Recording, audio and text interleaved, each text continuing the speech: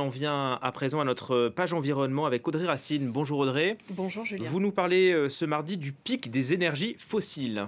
Oui, on le redoute, on l'attend impatiemment, c'est selon. En tout cas, ça va devenir une réalité très très vite parce que la très sérieuse Agence internationale de l'énergie donne une date dans son dernier rapport. Ce sera donc en 2030, au tournant de la prochaine décennie. La demande en énergie fossile va chuter. Voici ce que nous dit ce rapport, vous pouvez le lire à l'écran.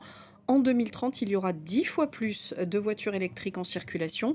Les énergies renouvelables représenteront la moitié du mix énergétique. Mais si nous voulons rester sous les 1,5 degré de réchauffement climatique, il va falloir des décisions politiques beaucoup plus fortes. Vous l'aurez compris, c'est pour une fois une bonne nouvelle. La transition énergétique est bien engagée.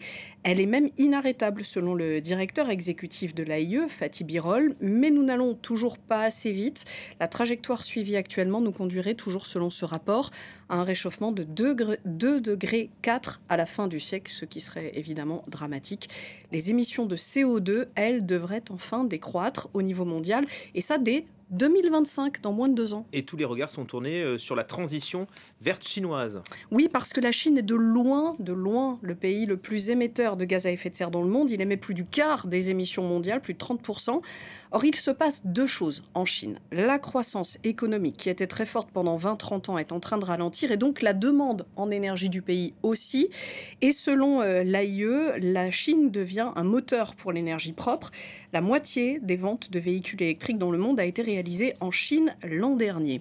Ce rapport, il vient directement contredire celui de l'OPEP, l'Organisation des pays producteurs de pétrole, publié il y a 2 semaines, qui prévoyait, lui, une augmentation de la demande mondiale en pétrole jusqu'en 2045 au moins.